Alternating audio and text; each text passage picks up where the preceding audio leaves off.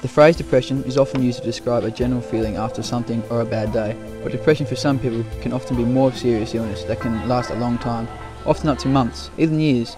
It can interfere with school, relationships, work and life in general. There can be many different types of depressions. The most common in the youth of today is non-melancholic depression, which is not inherited but caused by a stressful or physical event.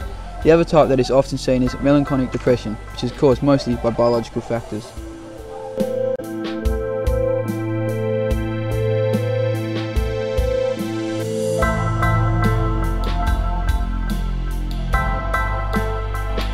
So what were some of the causes that led to the depression, do you think?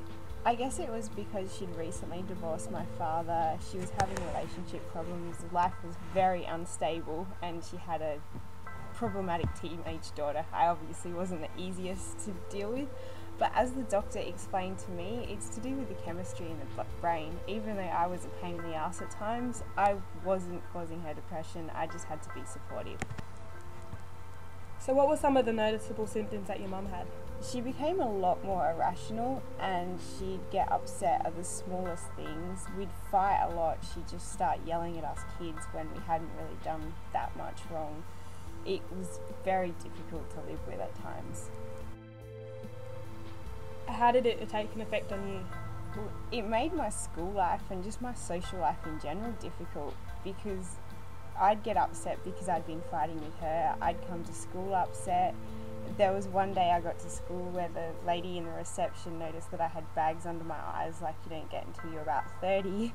It was definitely difficult and it was definitely affecting my time, especially when I had to look after my little brothers because Mum was upset and I should have been doing homework or having my own life.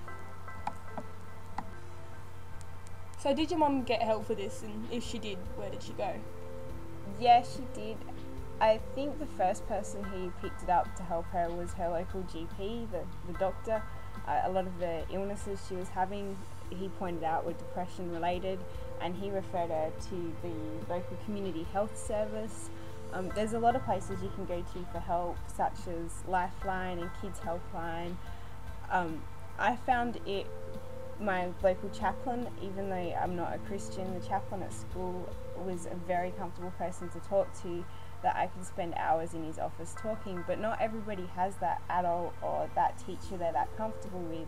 So often it's a good idea just to pick up the phone and call the 1-800 number, because once Mum began talking to us about her depression and explaining why she was getting angry and irrational, things definitely improved with us. Then us kids could understand what she was going through and we could all support her through it instead of us just yelling at each other.